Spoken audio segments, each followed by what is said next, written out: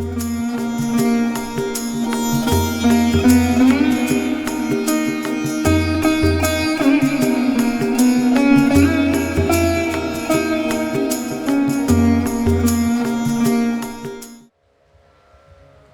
भगवान कहते हैं हम समझ सकते हैं, पर करें क्या, हम भी भाव लेके आए थे, पर अब तुम्हारी प्रार्थना से हम प्रसन्न हैं, हम आशीर्वाद दे दे तुम्हारा पुत्र बहुत बड़ा ज्ञानी होगा। क्या होगा? एक जगह पर हम पढ़ रहे थे, बहुत अच्छी बात, नालायक संतान से तो संतान ना हो ज्यादा बढ़िया।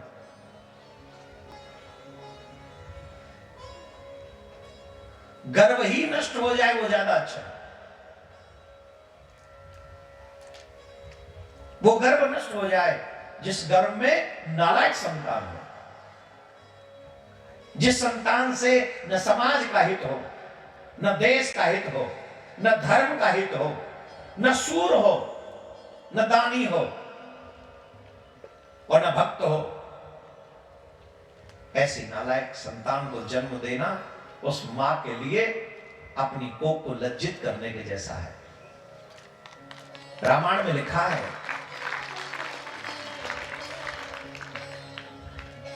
पुत्रवती जुवती जग सोई, रघुपति भगति जासु सुत होई, न तरबांज रहे बांज बिहानी, राम विमुख सुत ते बढ़हानी। जो भगवान का भक्त नहीं, ऐसी संतान को जन्म देकर मां क्या पाना चाहती? इससे तो बढ़िया कोई संतान ही ना हो, बांझ रह जाओ ज्यादा अच्छा है। न सूरवीर हो, न दानी हो और न भक्त हो, ऐसी संतान को जन्म देकर हम करेंगे क्या? धन्य है वो माताएं जिनकी गर्भ से हमारे देश की सेना के वीर जवान जन्म लेते हैं। वो माएं धन्य है, वो माएं धन्य है जिनके गर्भ से साधु संत महात्मा ये जन्म लेते हैं, ये धर्म प्रचारक जन्म लेते हैं, जो भगवान की भक्ति भी करते हैं और समाज को भक्त बनने की जागृति भी देते हैं। वो धन्य है। और धन्य है वो समाज की वो माताओं का गर्व धन्य है जिन माताओं ने ऐसे दानियों को जन्म दिया है, जो अपने धन से, कमाए हुए धन से धर्म को आगे बढ़ावा देकर अपने समाज को आगे बढ़ाते हैं। ऐसे दानी भी धन्य है। इन तीनों माओं को धन्य है जिन्होंने ऐसे 3 प्रकार के योद्धाओं को जन्म दिया। बाकी के जो बाइक पे लेके घूम रहे हैं, कोई गाड़ी में लेके घूम रहा है, कोई बस पड़ा है, कोई टीवी ही देख रहा है, कोई समाज पे बोझ है, कोई धरती पे बोझ है, इस प्रकार की संतान को जन्म देना मां के लिए भी एक बोझ ही है। सही बता रहे, हम शास्त्र की बात बता रहे हैं, हमारे विचारधारा नहीं, समाज को हमारे शास्त्र ऐसा कहते हैं। जननी जने तो सूर जन, याद आता या सूर, जननी जने तो भक्त जन, ध्यान से सुनना, जननी जने तो भक्त जन, याद आता या सूर, ना है तो बांझ बल खाए काहे खोवे नूर। या तो दाता को जन्म दो, या सूर को, या भक्त को, नहीं तो फिर बांझ ही रहो, अपना नूर क्यों खोती हो? एक संतान को जन्म देने में मां को जन्म लेना पड़ता है, दूसरा साधारण जन्म नहीं है वो।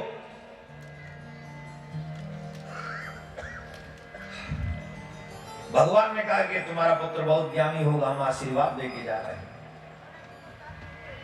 चले, अब भगवान ने कहा, भोलेनाथ व्यास जी ने कहा अब तो आ जाओ। शंकर भगवान गए, बोले हम नहीं आएंगे। अब क्यों नहीं आओगे? अब तो तुम्हें आ जाना चाहिए। बोले हम नहीं आएंगे। पर क्यों नहीं आओगे? बोले हम जैसे ही आएंगे माया हमको पकड़ लेगी। अब क्या होगा? बोले माया पकड़ लेगी। विनोद जी, मुंबई में जिन जिन को आपने निमंत्रण दिया था वो सब आ गए? करीब करीब सब आ गए। एक आध रह गए कोई? है? नहीं रहे? वाह, बहुत अच्छे, आपके रिश्तेदार भी बहुत अच्छे। भागवत के निमंत्रण पर अगर आप माया छोड़ दें तो ये भी आपके पूर्व जन्मों का संस्कार ही है। ये सच्ची बात। नहीं तो कई लोग तो ये कहते हैं हम तो आना तो चाहते थे पर करें क्या, घिर गए, काम बहुत था। समस्याएं बहुत थी। अच्छा, क्या यहाँ के लोग नहीं आना चाहते हो? आना चाहते हो, पर कैसे रुक गए? बोले महाराज क्या करें, आज कोई जरूरी काम आ गया, कल चले। वो जरूरी काम क्या है? वही है माया। क्या काम है वो क्या है? माया। ये माया ही है जो आपको ईश्वर के करीब नहीं जाने देती। ये जरूरी माया पैसे का इनाम नहीं है। माया सिर्फ पैसे जमा करो ये माया ना, कोई वस्तु भी हो सकती है माया। और वस्तु छोड़िए, जड़ भी हो सकती है। कोई जड़ हो, उसी में आपका अटैचमेंट हो, नहीं जाने। जो वस्तु के जिस वस्तु के कारण तुम भगवान की कथा को छोड़ दो, या भगवान का नाम लेना छोड़ दो, या भगवान का भजन भी ना कर पाओ, वही वस्तु तुम्हारे लिए माया है। चाहे वो कपड़ा ही क्यों ना हो, कोई भी चीज हो सकती है। सुखदेव जी कहे मैं नहीं आऊंगा। क्यों? मैं जैसे ही आऊंगा ये माया मुझे पकड़ लेगी। माया पकड़ लेगी तो जितना ज्ञान मुझे यहाँ है मैं सब भूल जाऊंगा। कैसे आओगे आप? बोले स्वयं मायापति आके वरदान दे के उनकी माया मुझे नहीं सताएगी तो मैं आऊं। स्वयं नारायण कहते हैं कि तुम आ जाओ, तुम्हें मेरी माया नहीं सताएगी। स्वयं नारायण ने कहा जिन लोगों पे माया हावी होती है वो भगवान को भूल जाते हैं, और जिनको माया हराना आता है वो माया को भूलकर भगवान को याद करते हैं। जो आप 3 घंटे के लिए सही पर माया को छोड़ के बैठे हो आके, ये आपके पूर्व जन्मों का संस्कार है और इस समय का प्रयास है। तभी तो आप भगवान की कथा के लिए माया छोड़ छाड़ के, ऐसे घर के तो नहीं दिख रहे आप मुझे, वेल सेटेड घर के दिख रहे सब, अच्छे अच्छे फ्लैट होंगे या कोठी होंगी मुंबई में आपकी, फिर भी सब छोड़ के आप चले आए। किसके लिए? भगवान की कथा के लिए।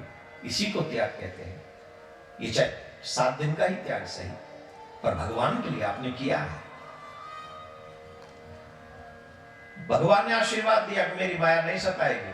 भगवान के आशीर्वाद को प्राप्त करके श्री सुखदेव जी प्रकट हुए, जन्म लिया उन्होंने, और जन्म लेते ही देखो ऐसा वैराग्य कहीं नहीं मिलेगा आपको।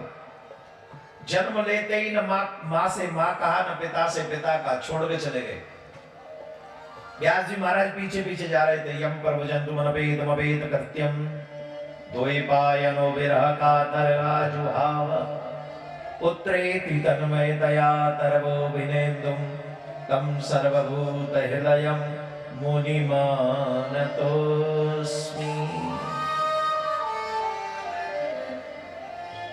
एक भी तन पे वस्त्र नहीं है और एक संबंध नहीं है। सुखदेव जी महाराज ने जब जन्म लिया उसी समय घर छोड़ दिया। न मां से मां का, न पिता से पिता का। पीछे से व्यास जी जा रहे, पुत्र रुको, पुत्र रुको, पुत्र रुको।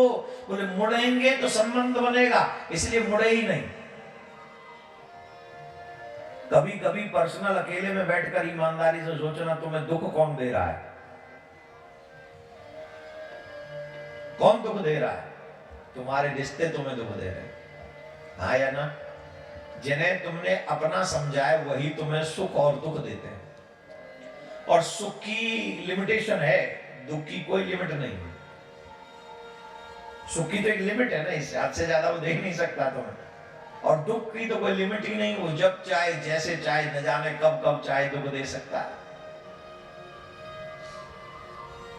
जिसको आपने अपना कहा वही तुम्हें दुख दे रहा है। बोलो हाँ या ना? जितने भी तुम्हारे जीवन में दुख है, कोई पड़ोसी देने नहीं आया, कोई और दूसरे देने नहीं आए, अपने ही दिए। इसीलिए किसी ने कह दिया, करूं मैं प्यार किस किस से, करूं मैं प्यार किस किस से, तेरा ही प्यार करूं मैं प्यार किस किस से, तेरा ही प्यार काफी है।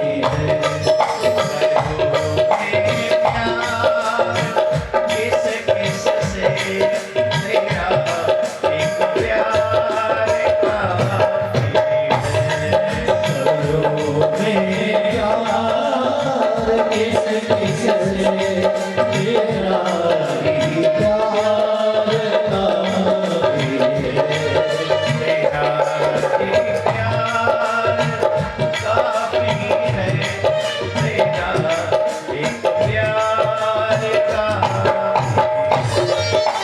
अब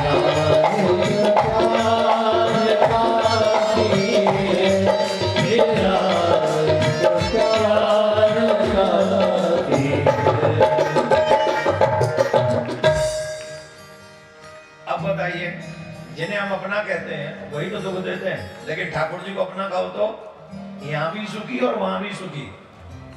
सच यह है कि हैं तो तुम्हारे ठाकुर जी, बाकी तो कोई है ही नहीं, कोई नहीं तुम्हारा, सिर्फ ठाकुर जी ही है। आज मान लो या कल मान लो या कभी मत मानो, जितना जल्दी मान लोगे उतने ही फायदे में रहोगे, और जितनी देर से मानोगे उतने नुकसान में रहोगे। ये तुम्हारे ऊपर है, नुकसान ज्यादा करना है कि फायदा। अच्छा, तुम अगर भगवान को जीवन भर भी ना मानो तो भगवान का कुछ बिगड़ेगा? जवाब दो। रावण नहीं मानता था राम जी का, कुछ बिगड़ा?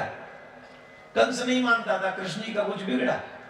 हिरण्यकश्यप नहीं मानता था नारायण का, कुछ बिगड़ा? बल्कि जिन्होंने नहीं माना उन्हीं का बिगड़ा, और जिन्होंने माना वो ध्रुव आज भी राज्य कर रहे हैं।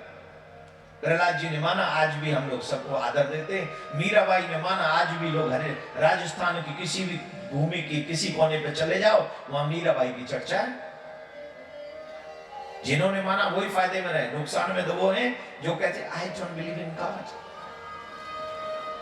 How sweet, it's your lack of knowledge my dear, that's why you say I don't believe in religion, because of you don't have any knowledge.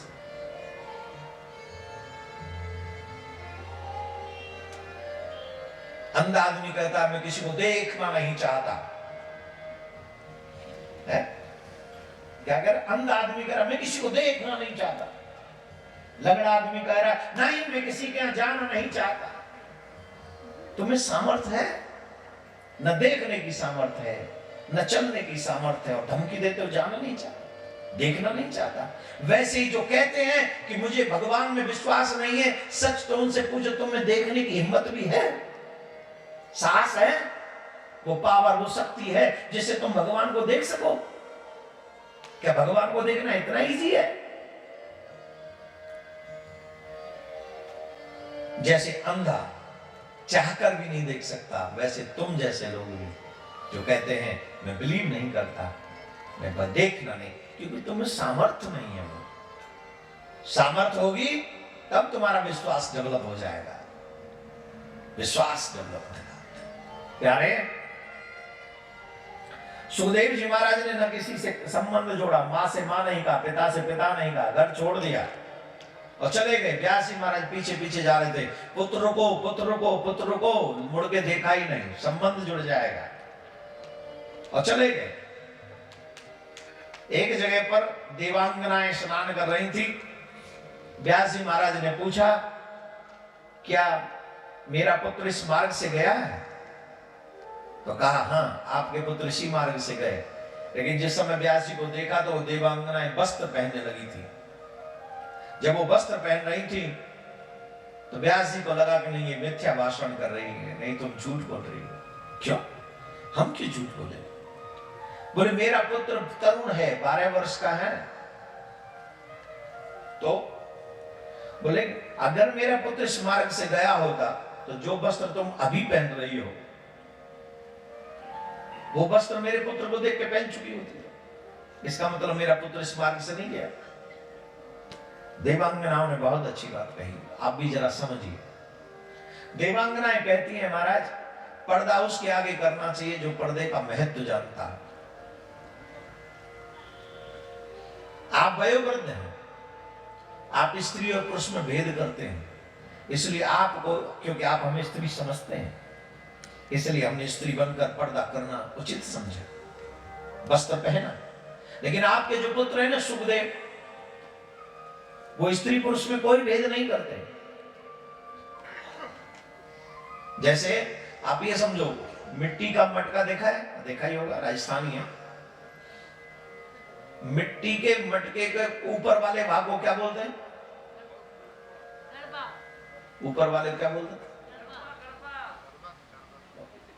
क्या? गर्भो, गर्भो, गलबा। अच्छा, और नीचे वाले भाग को क्या कहते हैं? वो गलवा, ये तलवा, और पीछे वाले को वो मटका। ठीक, गलवा एंड तलवा। ठीक, अब समझो ऊपर से हमने कह दिया ये हमारे ब्रज में कहते हैं किनाट हो, किनाट हो, किनाट हो, और जो नीचे बोलिए तलो है। लेकिन फोड़ दिया जाए और मिट्टी को मिट्टी में मिला दिया जाए तो भाई फोड़ दिया मटका और किनाटे को भी और तलवे को भी दोनों मिक्स कर दिया जाए, आप क्या कहोगे? ये क्या है? जोर से बोलो। पक्का?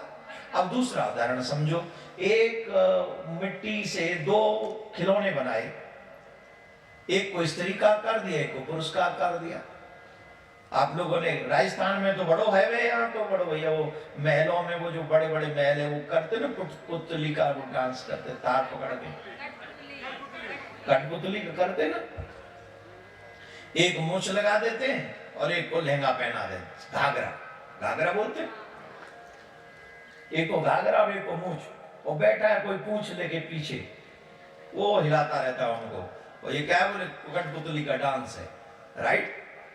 आपके राजस्थान में परमात्मा की लीला को समझाने के लिए कठपुतली के डांस से बढ़िया उदाहरण नहीं हो सकता।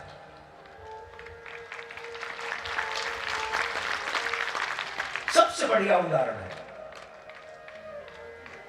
वो कठपुतली, एक स्त्री के शरीर में एक पुरुष के शरीर में नाच रही है, देखने वाले ताली बजा रहे हैं, पर सच वो जानते नहीं, कोई पीछे छुपकर बैठा हुआ है, तार हिला रखा है, उसने पकड़ रखा है, तार से जोड़ा हुआ है और उसको हिला रहा है, और ये इनको देखने वालों को लग रहा है ये ठुमक ठुमक ये दोनों नाच रहे। ये नाच नहीं रहे, नचाए जा रहे हैं। ये नाच नहीं रहे, ये तो खुद से खड़े नहीं हो सकते। जो खुद से खड़े नहीं हो सकते वो क्या नाचेंगे? युवा, लिसन टू मी, यंगस्टर्स, तुम लोगों ने देखा है कि नहीं वो कठपुतली वाला तार वाला? देखा है ना? अब बताओ वो अपने पैरों पे खड़े हो भी सकते हैं? The same thing here my dear, you and me, हम भी वही मिट्टी के पुतले हैं और हमें भी सांस रूपी तार से जोड़ा हुआ उसने।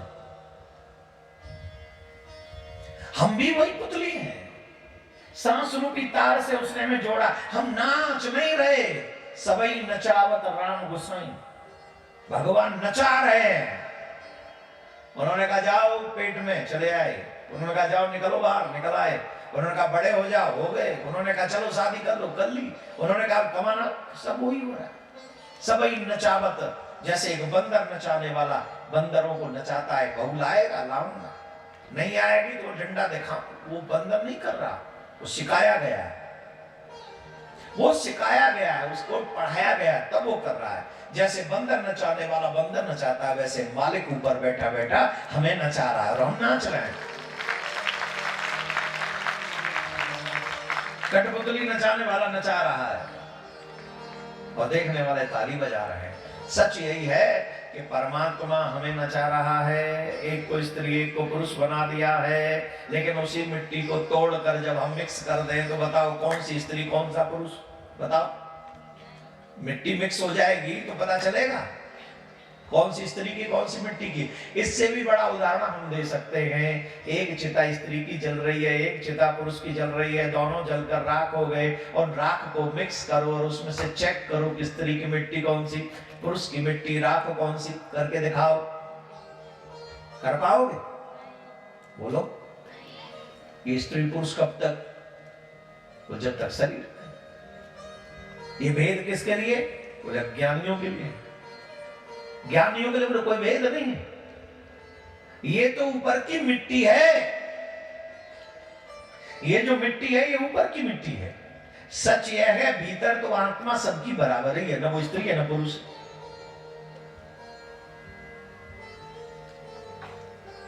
इसलिए वो कहती है, जानते हैं इस ज्ञान की, मानने वाले सुखदेव जी उस ज्ञान का मालूम है इनको, तो स्त्री पुरुष में ये भेद नहीं करते। जब ये भेद नहीं करते तो पर्दा हम क्यों करें? जिन्हें स्त्री पुरुष का कोई भेद ही नहीं, उनके आगे अब ऐसे समझो, ऐसे समझ गए जैसे हमने समझा दिया, और क्या समझा। व्यास जी महाराज लौट आए, उदास हो गए, मेरा पुत्र चला गया, मेरेपन का भाव उनके मन में आ गया। नारद जी महाराज आए, नारद जी महाराज ने कहा क्यों उदास हो, तब उन्होंने बताया, तो उन्होंने बताया हे व्यास जी, सत्संग में बहुत बड़ा महत्व है, सत्संग का बहुत बड़ा महत्व है, संतों के सानिध्य का बहुत बड़ा महत्व है, भक्तों के चरित्रों में बहुत बड़ा महत्व है। मैं तुम्हें अपने पूर्व जन्म की कथा सुनाता हूं, ध्यान से सुनना। अहम पुरातीत, मैं पूर्व जन्म में एक दासी का पुत्र था। किसका? छोटा सा था। युवा बच्चों से मेरा एकाग्र है, बेटा हो या बेटियां, कन्या हो या पुत्र, सभी से जीवन में विनम्र होना सीखो, राउडी राठौर मत बनो। है क्या राउडी? राउडी किसको बोलते? राउडी किसको बोलते हमें नहीं पता। और राठौर तो यहाँ एक क्षत्रिय वंश के पीछे लगता है, किसी के पीछे राठौर। बनना है तो विनम्र भक्त बनो, अपनों से बड़ों के आगे झुकना सीखो, सेवा करना सीखो। जितनी विनम्र होगे, जितनी सेवा करोगे, उतना ही तुम्हें भगवत कृपा प्राप्त होगी, इसमें कोई संशय नहीं। देवर्षि नारद कहते हैं मैं पूर्व जन्म में दासी का पुत्र था, मेरी माँ जिनके यहाँ सेवा किया करती थी, वहां साधु संतों का आना जाना था, संतों का आना जाना। और जब संतों का आना जाना था तो लोग आते थे। मेरी माँ सेवा में रहती थी, तो मुझे भी सेवा में रख लिया गया कि भाई तुम भी पत्थर उठा दो, पान जल पिला दो, ये थोड़ी बहुत सेवा करना।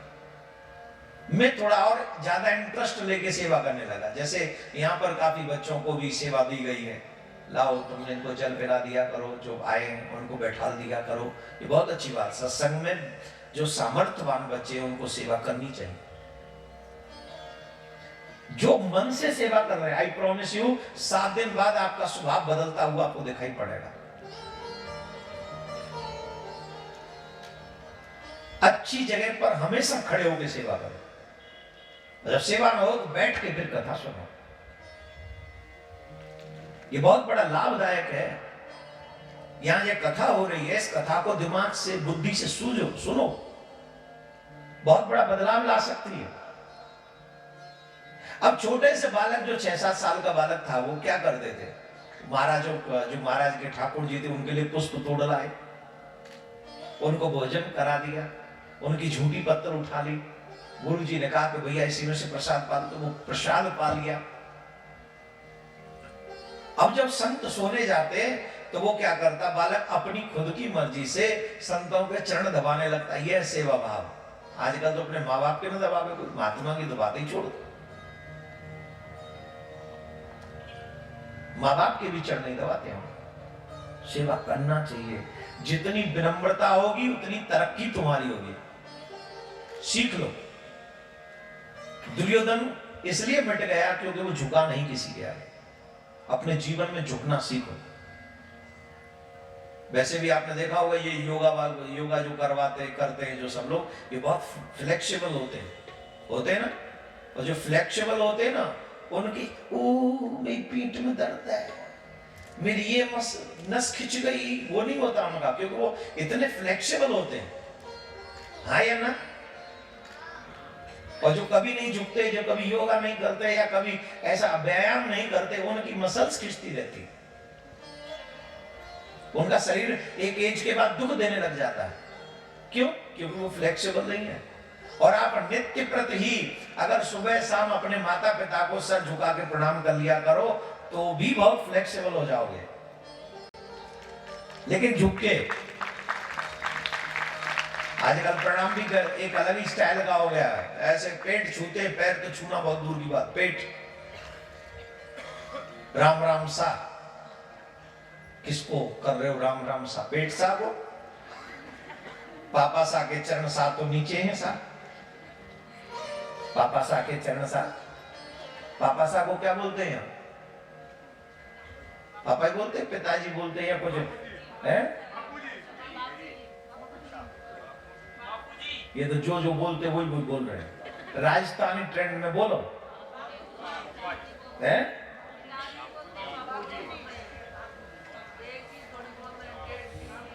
अरे राजस्थानी वो जो भाषा है, जैसे बापू जी, तो बापू सा कहाँ आएगा? सा नहीं लगाते इधर, जोधपुर साइड में लगाते हैं। अच्छा, तो फिर वहां हम गए नहीं ना, इसलिए यहीं लगा लेते हैं।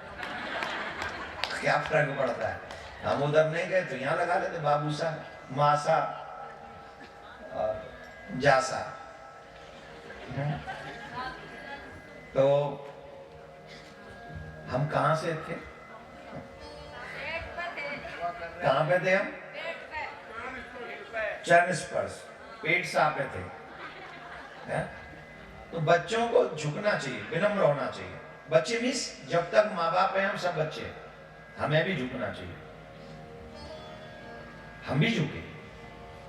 जिनके माँ बाप जिंदा हैं, चाहे तुम्हारी 50 साल उम्र है, 70 साल है, फिर भी झुको, आदर करो, रिस्पेक्ट योर पेरेंट्स। आदर करोगे तो तुम आदरणीय होगे। वो बालक चरण दबाता था संतों के। कैसा साल का है बालक? 6 से 7 साल का बालक। और जब वो चरण दबाता था बालक, तो जिस समय वो सोने जाते थे तो उस समय आपस में भगवान की चर्चा करते थे, भगवान के भक्तों की चर्चा होती थी। भगवान के भक्तों की चर्चा को सुन सुनकर वो बालक जो है स्वयं भगवान का भक्त हो गया। भगवान को जानने की इच्छा उसके मन में हुई, भगवान का स्वभाव जानने की इच्छा उसके मन में हुई, और भगवान की कथाएं उस बच्चे को अट्रैक्ट करने लगी अपनी तरफ। मैंने अपने जीवन काल में, कथा के जीवन काल में, मुझे कथा कहते हुए 26वां साल है, 26 साल मेरे कंप्लीट हो जाएंगे शिवरात्रि पे। इस जीवन काल में बहुत सारे बच्चों को मैंने बदलते हुए देखा है कथाओं में। काफी युवा बच्चों के माथे पे तिलक आ गया, गले में कंठी आ गई कथा सुनने के बाद। और इससे भी बड़ी बात कहूं, कितने लोग तो संसार छोड़ के वृंदावन में बस गए जो बच्चे ही हैं।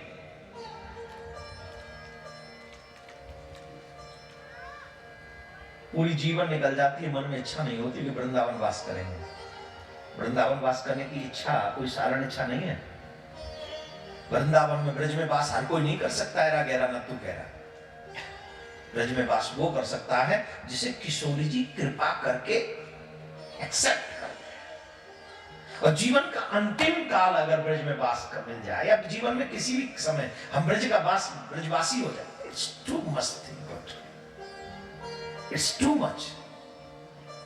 उसकी ब्लेसिंग्स के बगैर ये संभव ही नहीं है,